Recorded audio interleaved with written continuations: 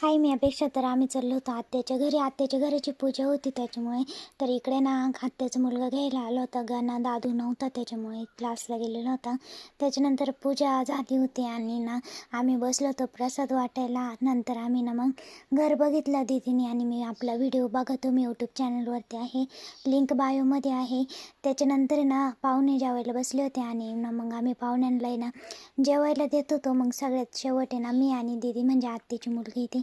तर आम्ही दोघी जेवायला बसलो आणि आत्याची मुलीने एवढं जोक करत होते ना.